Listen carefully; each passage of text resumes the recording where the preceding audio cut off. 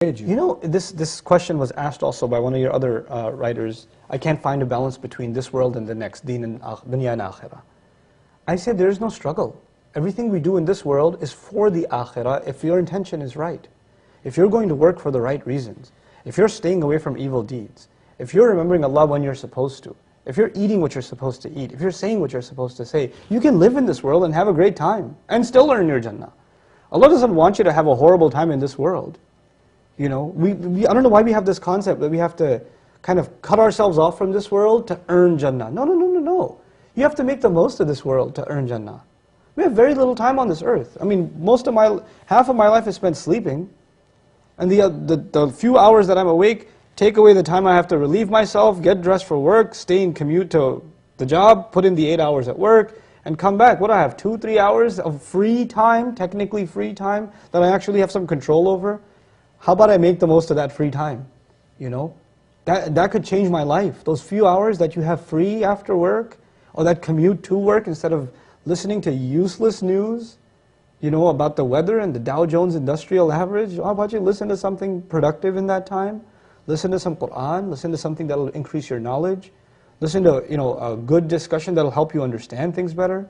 Memorize du'as at that time, do something more productive, and in your free time, do good things. Make a routine out of going to the masjid regularly.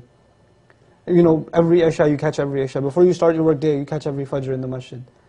Add some small good routines in your life, and how much good will come out of your life is amazing. Another of your listeners asked, how can I improve my character? Step 1, do no harm. Stop doing bad things. Don't talk about adding good deeds until you get rid of bad deeds. You know? You can't talk about giving a patient medicine until you stop the bleeding first. It doesn't make any sense, you know?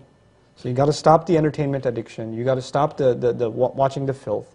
You got to start lowering your eyes when you're walking down the street, because you're becoming less of a human every time you stare at a woman and you stare at her like she's a piece of meat, like she's an animal.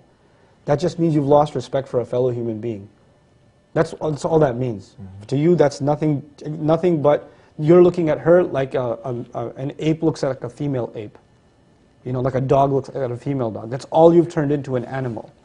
Regain your humanity first, and then embellish, beautify your life with good deeds. Do simple, small things. Perfect your prayer, memorize a few supplications, try to, you know, be honest in your workplace, be kind to your mother. These are not complicated things. This is what the Creator wants from us. That's all He wants. But if someone says, why? Why does He want this from me? What is it? Is this benefiting Him? That's a great question. Everything Allah wants from us, one of His names is Al-Ghani. Ghani means someone who doesn't need anything. And He told us that in an ayah in which He basically told us to do certain things, and He says, فَهُوَ الْغَنِي, and He's free of need. وَأَنْتُمُ الْفُقَرَاء, you're the ones that are bankrupt. Now, in that ayah, He doesn't need anything, and we need everything, because we're bankrupt. And then He told us to do a few good deeds. And if you do a few good deeds, He will make you ghani. He'll make you free of need. He'll shower you with blessings. Not only are good deeds beneficial to us because they in and of themselves are like medicine, but they bring with them bonuses in this world and the next world. You be kind to your mother, and you never know. You've been looking for a job forever, and you're also mean to your mom. You start being kind to your mother, and mysteriously you get a call back. I want you to come in for an interview. The blessings of being kind to your mother. One good deed will open up other doors for you. This is what Allah does in this world. Whoever becomes conscious of Allah, يَجْعَلْ لَهُ مَخْرَجًا. He starts making doors open for them, making a way out for them.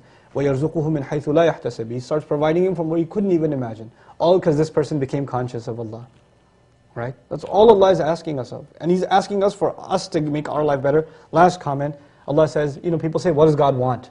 It's a really fundamental question. What does God want? There's a few ayat that tell us the answer. One of them is, يُرِيدُ اللَّهُ لِيُخَفِّفَ عَنْكُمْ وَخُلِقَ الْإِنسَانُ ضَعِيفًا.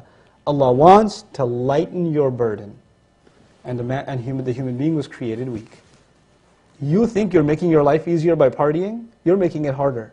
I want ease for you. I want to take the burden off of you. You just don't understand it. You're too weak.